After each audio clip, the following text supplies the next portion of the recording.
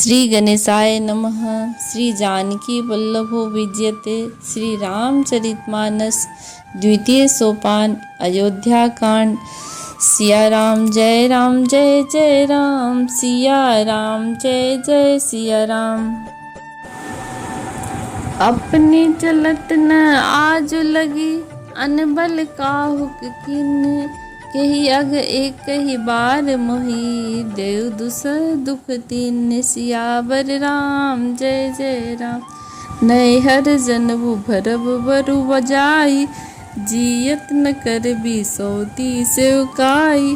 अरि बस ते जय जीवावत जाही, मरण किनते ही जीवन चाही। दीन बचन कहु कह बहु विधि रानी, सुनि कुबरी तिय माया ठानी। अस कह कहो मानी मन ऊना, सुख सुहाग तुम कहु दिन दूना। जेहि राउर अति अनभलता का, सोई पाए हो यह फलु परिपाका। जब ते कुमत सुना में स्वामिनी, भूख न बसार जी नींद न जामनी। पूछे हु गुने देख रेख तिन खाची, भरत भुआल होई यह साची। बामनी करहु न कहो उपाय, है तुमरी सेवा बस राव। अर्थात अपनी चलते जहाँ तक मेरा बस चला, मैंने आज तक कभी किसी का बुरा नहीं किया। फिर न जाने किस पाप से देव ने मुझे एक ही साथ यह दूसरा दुख दिया। कैकेयी कहती है मंथरा से, मैं भले ही नैहर जाकर वहीं जीवन बिता दूंगी, पर जीते जी सौत की चाकरी नहीं करूंगी। देव जिसको शत्रु के बस में रखकर जिलाता है, उसके लिए तो जीने की अपेक्षा मरना ही अच्छा है। रानी ने बहुत प्रकार के दीन वचन कहे। उन्हें सुनकर कुबरी ने त्रियाचरित फैलाया। वह बोली, तुम मन में ग्लानि मानकर ऐसा क्यों कह रही हो? तुम्हारा सुख सुहाग दिन दुना होगा। जिसने तुम्हारी बुराई चाही है, वही परिणाम में यह बुराई रूप फल पाएगी। हे स्वामिनी, मैंने जब से यह कुमत सुना है, तब से मुझे न तो दिन में भूख लगती है, न रात में नींद आती है। मैंने ज्योतिषियों से पूछा तो उन्होंने रेखा खींचकर गणित करके अथवा निश्चय पूर्वक कहा कि भरत राजा होंगे। यह सत्य बात है।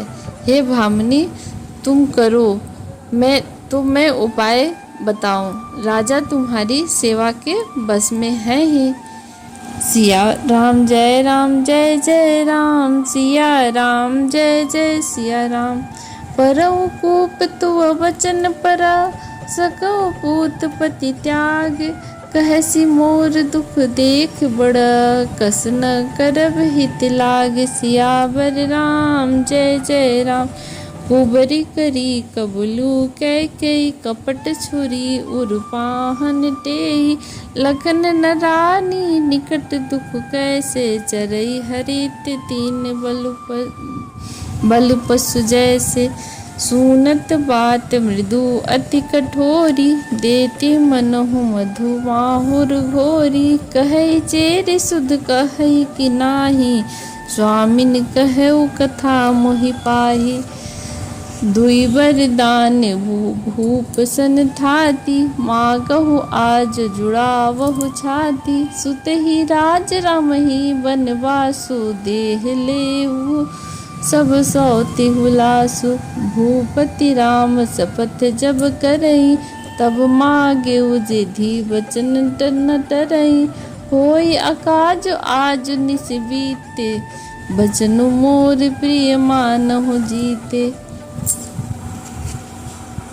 अर्थात कैकेयी ने कहा, मैं तेरे कहने से कुएं में गिर सकती हूँ, पुत्र और पति को भी छोड़ सकती हूँ।